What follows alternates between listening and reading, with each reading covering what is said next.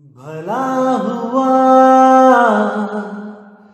मेरी माला टूट गई, मैं राम भजन से छूटी। भला हुआ मेरी माला टूट गई, मैं राम भजन से छूटी। मेरे सिर से टली बला, भला हुआ मेरी माला टूट गई, मैं राम भजन से छूटी। मैं राम भजन से छूटी। नमस्कार दोस्तों, आज का सत्संग शुरू करने से पहले मैं आपको एक इंफॉर्मेशन देना चाहूंगा। जो हमारा 22 तारीख का जो प्रोग्राम था, जो दिल्ली में होना था, वो किसी कारणवश पोस्टपोन कर दिया गया है अगले महीने तक के लिए। और अगले महीने यूट्यूब पे ही आपको बता दिया जाएगा कि वो कहाँ पे प्रोग्राम हो रहा है। आप लोग आके मदन साहब के इस 13वें पंथ से, जो कबीर पंथ 13वां पंथ है, इससे जुड़ सकते हैं और अपने जीव का कल्याण कर सकते हैं। दोस्तों, क्षमा चाहूंगा जो इस बार ये सत्संग नहीं हो पा रहा है, लेकिन जैसे ही अगले महीने में ये सत्संग की डेट फिक्स होगी आपको बता दिया जाएगा। आप मुझे फोन करके एड्रेस पता कर सकते हैं और आप बहुत ही प्रेम से जुड़ सकते हैं। लेकिन मैं आपको फिर बता दूं कि पहली बार में सार शब्द नहीं बताया जाता है, पहली बार में केवल आपको जोड़ा जाता है कबीर पंथ से और 52 अक्षर नाम दिए जाते हैं। और परख करने के बाद, देखने के बाद कि ये अभी शिष्य इस लायक हुआ है कि नहीं कि इसको सार शब्द का भेद बताया जाए, तब तक सार शब्द नहीं दिया जाता है। लेकिन हाँ, आपकी 84 कट जाती है, इसकी पूरी गारंटी है। कबीर साहब ने अपने वचन में बोला है, भक्ति बीज पलटे नहीं जुग जाए अनंत, धनी निर्धन हो सके पर रहे संत का संत। जो भी कबीर साहब के सच्चे पंथ से जुड़ जाता है, मैं नकली की बात नहीं कर रहा हूं, काल के पंथों की बात नहीं कर रहा हूं, वहां पर जुड़ेंगे तो 84 में ही जाना पड़ेगा। जो कबीर साहब के सच्चे पंथ से जुड़ जाता है, बंदी छोड़ उसकी पूरी रक्षा करता है। आप बिल्कुल फिक्र मत करना है आपने। आप सत्संग को भली भांति समझिए, अच्छे से जानिए, पहचानिए, अपना कल्याण समझिए। कहाँ पे आपका कल्याण है? 52 अक्षरों में है या 52 अक्षरों से परे उस शबर गुरु में है? ये आप देखिए और आप आके जुड़ सकते हैं। आपको बता दिया जाएगा कहाँ पे सत्संग होगा। साहिब बंदगी सतनाम। नमस्कार मेरे प्यारे भाइयों, मेरे परमात्मा के प्यारे जीव हंसों। मैं हमेशा मालिक से यही दुआ करूंगा कि आप सब मेरे भाइयों का विवेक पहले से ज्यादा और ज्यादा और ज्यादा से ज्यादा बढ़ता ही जाए। बस मेरे दिल की यही अरदास है कि ऐसी कोई चीज ना रहे जो आपको समझ ना आए।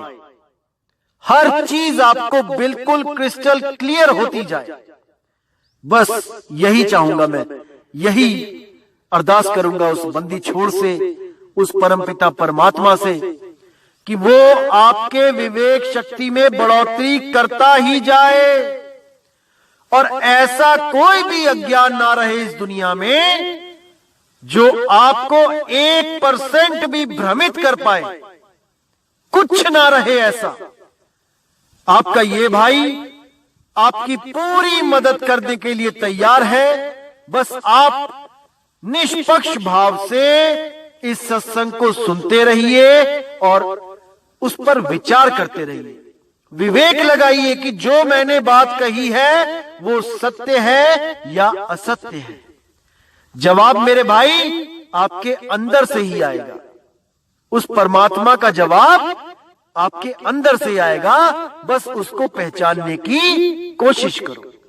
साहिब बंदगी। और दोस्तों, आपको बताना चाहूंगा कि काफी दिनों से कुछ लिंक व्हाट्सएप पे शेयर किए जा रहे हैं, जिसमें कुछ गुरुओं की फोटो लगाई गई है और कुछ भड़काऊ से शब्दों से टाइटल दिया गया है। दोस्तों, ऐसे किसी भी चैनल से हमारा कोई लेना देना नहीं है। आप उनको बिल्कुल ना देखें, बिल्कुल भी ना देखें, क्योंकि वो सत्संग हमारे ही अपलोड कर रहा है और गलत फोटो लगा लगा के दुनिया को भ्रमित कर रहा है। बिल्कुल भी उनका चैनल ना तो सब्सक्राइब करें और जिन्होंने किया है वो अनसब्सक्राइब कर दें। बिना मेरी परमिशन के जो सत्संग अपलोड किए जा रहे हैं, ये बिल्कुल गलत बात है। आप ये सब बंद करें। और कोई भी मेरा भाई अगर अपने चैनल पे कोई सत्संग मेरा चलाना चाहता है तो पहले परमिशन लो। प्रचार में योगदान करना है तो बिल्कुल सही तरीके से करो। किसी भी गुरु की फोटो नहीं लगानी है। सब गुरु मेरे बड़े अपनी अपनी ठौर। शब्द विवेकी पारखी सो माथे का मोर। हमने हर गुरु की इज्जत करनी है। हमें किसी भी गुरु से हमारा वैर नहीं है भाई। हर गुरु अपनी अपनी सीमा में अपने अपने शिष्यों को ज्ञान दे रहा है। जहां तक उसकी पहुंच है वो अपने अपने शिष्यों को पहुंचा रहा है। क्या दिक्कत है इसमें? इसलिए मेरे भाई, ये जो गलत काम है इसको बंद करो और अगर करना ही है तो सही से करो। जैसे मैं किसी की फोटो नहीं लगाता हूं, आप भी मत लगाएं। साहिब।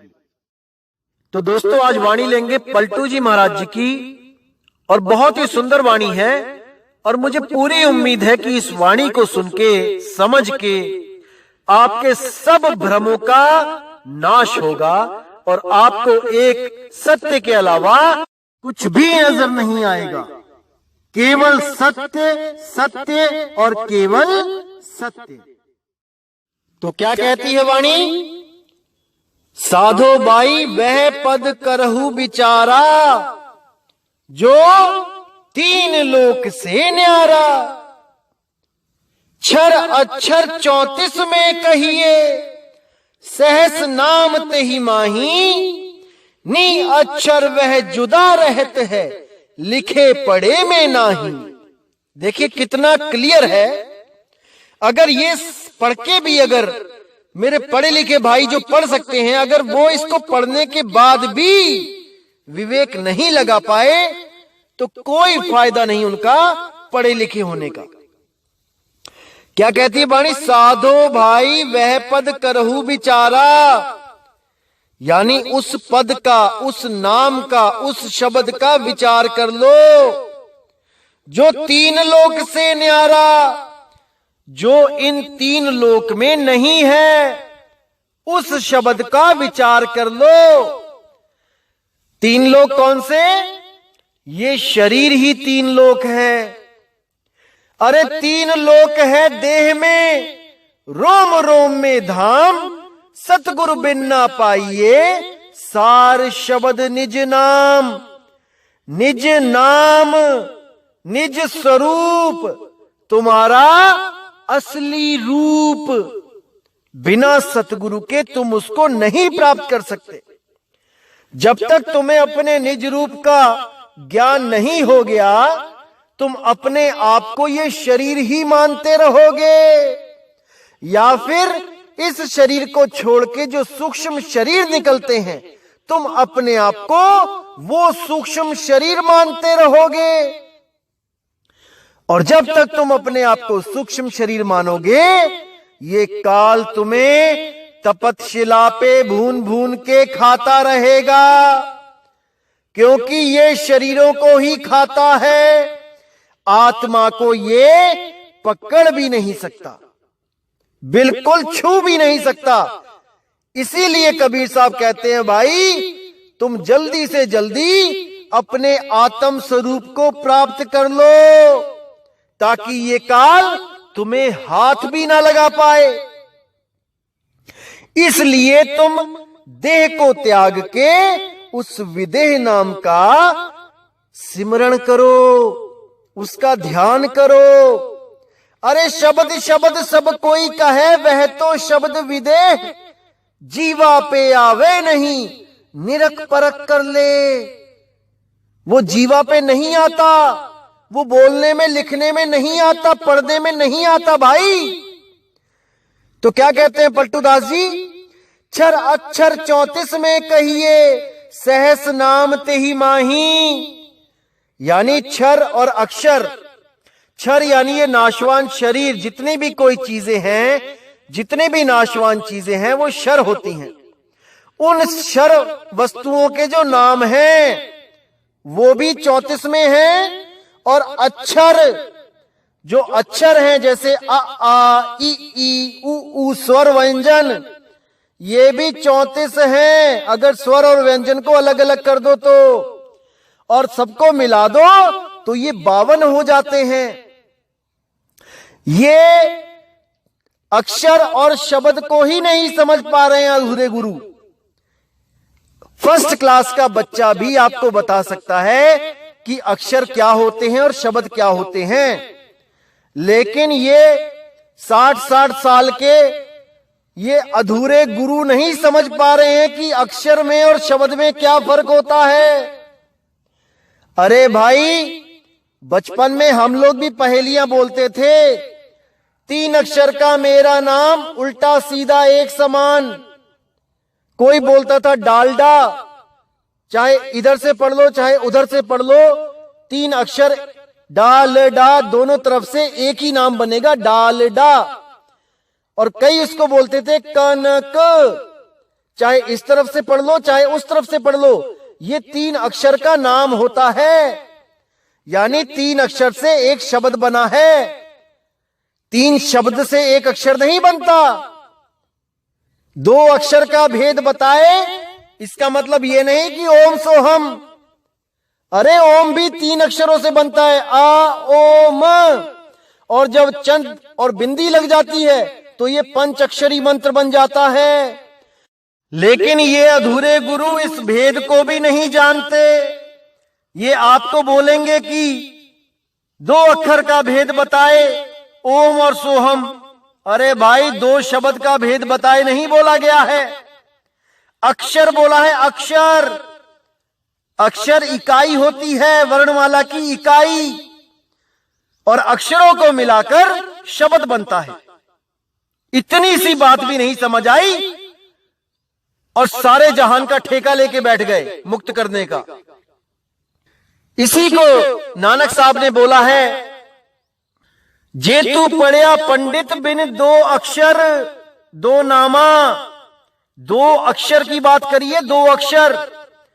एक अक्षर वो जो वर्णमाला की इकाई होती है, अ आ इ ई का ख ग घ अंगा, और एक अक्षर इस आत्मा को बोलते हैं, इस अविनाशी आत्मा को अक्षर बोलते हैं संस्कृत भाषा में। जे तू पढ़िया पंडित बिन 2 अक्षर 2 नामा। 2 नामा मतलब एक असत नाम जो सत्य नहीं है, जो अक्षरों में है, और एक सत्य नाम जो अक्षरों में नहीं है, जो अक्षरों से परे है, जो लिखा बोला पढ़ा नहीं जा सकता, नी अक्षर, अबोल, अनाम है, उसकी बात करी है। प्रवत नानक एक लंगाए, जे कर सच समावा। वो एक अक्षर अविनाशी आत्मदेव, अगर उसको तुम सिमरण में ले आओगे, उसका सिमरण करोगे, तो तुम काल के जाल से बाहर हो जाओगे। और जैसे ही आप आत्म अवस्था को प्राप्त करोगे, आप में ही परमात्मा का निवास है। आत्म में ही राम, राम में ही आत्म। समझो इस बात को मेरे भाई। तो क्या कहती है वाणी? छर अक्षर 34 में कहिए, सहस नाम तेहि माही। सहस्त्रों नाम इन 34 अक्षरों के द्वारा बनाए जाते हैं, और सब इन्हीं 34 अक्षरों के द्वारा बनाए हुए नामों को जप के अपना जीवन बर्बाद कर लेते हैं। करोड़ों नाम बना के, करोड़ों नाम जप के अपना जीवन बर्बाद कर लेते हैं। अरे कोट नाम संसार में, इनसे मुक्ति ना होए। गुप्त नाम सतपुरुष का, बूझे बिरला कोई। उसको बूझना पड़ता है भाई, विवेक के द्वारा, परख के द्वारा। तो आगे क्या कहती है वाणी? नी अक्षर व जुदा रहते हैं, लिखे पढ़े में नहीं। वो नी अक्षर जुदा रहता है इन 52 अक्षरों से, वो लिखे पढ़े में नहीं आता, वो लिखे पढ़े में नहीं आता। केवल अनुभव के द्वारा उसकी अनुभूति होती है। जब गुरु उसका भेद बताता है और आप जब सुरती को उस शब्द में लगाते हो, केवल तभी आपको उस अक्षर का अनुभव हो सकता है, उसकी महानता, उसकी अखंडता का साक्षात्कार हो सकता है।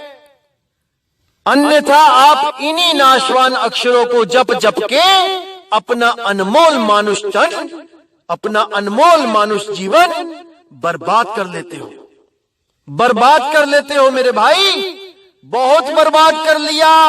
अब नहीं करना मेरे भाई, अब नहीं करना। अब कहते हैं सुन गगन में शब्द उठत है, सो सब बोल में आवे, नी शब्दी वह बोले नाही, सो सत शब्द कहावे। कि इस सुन गगन में, इस पूरे ब्रह्मांड में जितनी भी धुनें होती हैं वो सब बोल में आ जाती हैं, वो अक्षरों में आ जाती हैं। सुन गगन में शब्द उठत है, सो सब बोल में आवे, नी शब्दी वह बोले नाही, सो सत शब्द कहावे। वो नी शब्दी बोलने में नहीं आता, वो बोलने में, लिखने पढ़ने में नहीं आता। उसी को सत शब्द, सत नाम, सत पुरुष, सत करतार कहते हैं। उसी को सार शब्द कहते हैं, आर्य शब्द कहते हैं, अंबु शब्द कहते हैं। सब नाम उसी एक शब्द के हैं मेरे भाई। किसी भी नाम से उसको पुकार लो, वो एक ही है। फिर क्या कहते हैं? रहनी रहे कथे फिर कथनी, उनको कहिए ज्ञानी, रहनी कथनी दोनों छूटी, सो पूरा विज्ञानी। पहले उस रहनी में रहे, जैसा बंदी छोड़ कबीर साहब बोलते हैं, और फिर उसको अनुभव करके कथनी कथे, सत्संग करे। पहले खुद अनुभव करे, फिर लाखों जीवों को अनुभव करवाए, उसको कहिए ज्ञानी। और रहनी कथनी दोनों छूटे, सो पूरा विज्ञानी। और जब वो उस अवस्था में 24 घंटे विदेह अवस्था में रहना सीख जाए, तो उसको रहनी, कहनी, कथनी सब छूट जाती है। फिर वो एक में एक हो जाता है, फिर उसके लिए कुछ करना बाकी नहीं रह जाता। सो पूरा विज्ञानी। ये विज्ञानी क्या होता है? आपको जो ग्रंथ भेजा गया है नाम प्रकाश टीका, उसमें आप 4 भेद पढ़ सकते हो। उसमें आपको पूरा ज्ञान हो जाएगा उन 4 भेदों को पढ़ के, कि वो 4 भेद में जो परम भेद है, जो सबसे गुप्त भेद है विज्ञान का, वो आपको पता लग जाएगा। उस अवस्था के बारे में आपको थोड़ा सा आइडिया हो जाएगा कि वो क्या होती है। पूर्ण अनुभव तो भाई तभी होगा जब आप प्रैक्टिकल करोगे, क्योंकि पढ़ने से, थ्योरी पढ़ने से आपको केवल एक दिशा मिल जाती है कि आपने करना क्या है। प्रैक्टिकल के बिना आप कुछ नहीं कर पाओगे, आप अनुभव नहीं कर पाओगे। जो थ्योरी होती है वो 100% प्रैक्टिकल होता है। जो थ्योरी जिसकी सही होती है, उनका प्रैक्टिकल 100% सही होता है। और जो बिना थ्योरी के प्रैक्टिकल करना शुरू करते हैं, वो 100% थ्योरी नहीं हो पाता, वो कहीं ना कहीं गलत हो जाता है। इसलिए पहले थ्योरी को क्लियर करो, उसके बाद उसी थ्योरी से अपना सही प्रैक्टिकल करो। आप जब 10वीं 12वीं में जब प्रैक्टिकल की कॉपी लेके आते थे, तो उसमें शुरू में पहले से ही थ्योरी लिखी होती थी, और उसी थ्योरी को देख देख के आप प्रैक्टिकल करते थे। तो आपकी थ्योरी सही है तो प्रैक्टिकल भी सही होगा। और अगर आपके गुरु की थ्योरी ही गलत है, तो मेरे भाई प्रैक्टिकल भी 100% गलत होगा। अब कहते हैं सुरती लगावे ध्यान धरे जो, सो सब आप में आवे, सुरती ध्यान एको में नहीं, सो अजपा कहवावे। अब देखो कितना क्लियर है यहां पे, सुरती लगावे ध्यान धरे जो, कहां पे सुरती लगाए, किसमें ध्यान धरे, बहुत बड़ा सवाल है मेरे भाई। सुरती लगावे ध्यान धरे जो, सो सब आप में आवे। जो भी उसमें सुरती लगाएगा, जो भी उसमें ध्यान धरेगा, किसमें, अपने निज रूप में, अपने निज शब्द में, अपने निज नाम में, सो सब आप में आवे। वो सब अपने आप में स्थित हो जाएंगे, अब उनकी सुरती नहीं भटकेगी। इसीलिए नानक साहब ने बोला, सोहम आप पछाणिए, अवर की करे कराए, और मिलिया का क्या मेलिए, शब्द मिले पते आए।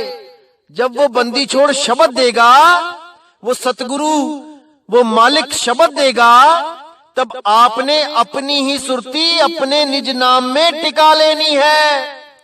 किसी और का नाम नहीं जपना है भाई, नहीं जपना है। सुरती लगावे ध्यान धरे जो, सो सब आप में आवे, सुरत ध्यान एको में नहीं, सो अजपा कहवावे। सुरती ध्यान एको में नहीं, मतलब जितने भी अक्षर हैं, ये 34 अक्षर की बात हो रही है, एक भी अक्षर में ध्यान नहीं फंसना चाहिए। इन 52 अक्षरों में ध्यान नहीं रहना चाहिए, इन 5 तत्वों में ध्यान नहीं रहना चाहिए, पवन में भी ध्यान नहीं रहना चाहिए, ये भी एक तत्व है। 3 गुणों में भी ध्यान नहीं रहना चाहिए, 25 प्रकृतियों में भी ध्यान नहीं रहना चाहिए मेरे भाई। केवल और केवल अपने निज स्वरूप में, अपने आत्म राम में ध्यान को धर लो, तब तो काल से बच जाओगे, वरना भाई भून भून के खाएगा। तो क्या कहते हैं पलटू साहेब, सुरती ध्यान एको में नाही, सो अजपा कहवावे। अजपा जाप वो है जो अक्षरों में बिल्कुल सुरती ना हो, कोई श्वास में सुरती ना लगी हो, किसी अक्षर मंत्र में सुरती ना लगी हो, केवल और केवल शब्द गुरु में, तब तो वो अजपा है। अन्यथा वो नाम किसी काम का नहीं, किसी काम का नहीं। तो अब कहते हैं, योग करे सो रूढ़ मता है, मुक्ति मह सब आवे, छोड़े रूढ़ अरूढ़ को पावे, साची मुक्ति कहावे। यानी जो भी योग करता है आज के समय में, आप देखिए टीवी भरा पड़ा है योगियों से, कोई प्राण योग कर रहा है, कोई हठ योग कर रहा है, कोई राज योग कर रहा है, सब कोई ना कोई योग करने में लगे हैं, और सभी गवाही दे रहे हैं, सभी भरोसा दिला रहे हैं, सभी गारंटी ले रहे हैं कि मुक्ति मिल जाएगी। देखिए आज जो बाबा केवल प्राणायाम भी सिखाने लग गया किसी को, वो भी कह रहा है कि मुक्ति दे दूंगा, जैसे जेब में लेके घूम रहे हैं ये सब मुक्ति को। अरे नहीं भाई, इन योग रूढ़ से मुक्ति नहीं मिलेगी, इन हठ योग से मुक्ति नहीं मिलेगी। छोड़े रूढ़ अरूढ़ को पावे, उस हठ योग को, उस प्राण योग को छोड़े, और उस अरूढ़ को, अरूढ़ मतलब सहज, जो हठ योग, प्राण योग, राजयोग से न्यारा है, वो सबसे न्यारा है। लेकिन दुविधा में है जीव, क्योंकि आजकल सहज योग के नाम पे भी ये लोग कुंडलिनी जागरण करवा रहे हैं।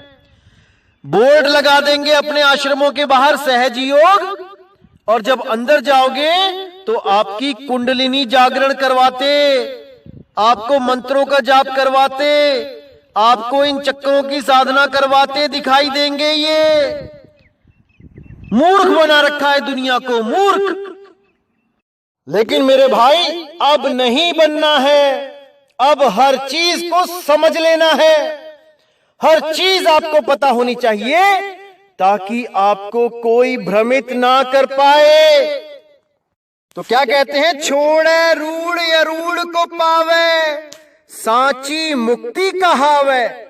जब आप उस सहज योग को, उस सहज अवस्था को, उस सहज शब्द को प्राप्त कर लोगे, तब आपकी सच्ची मुक्ति होगी, सांची मुक्ति हो जाएगी। कभी जन्म मरण में नहीं आना पड़ेगा, इंसान का जन्म भी नहीं मिलेगा, देवी देवता भी नहीं बनोगे, हमेशा हमेशा के लिए मुक्ति मिल जाएगी, हमेशा के लिए मेरे भाई।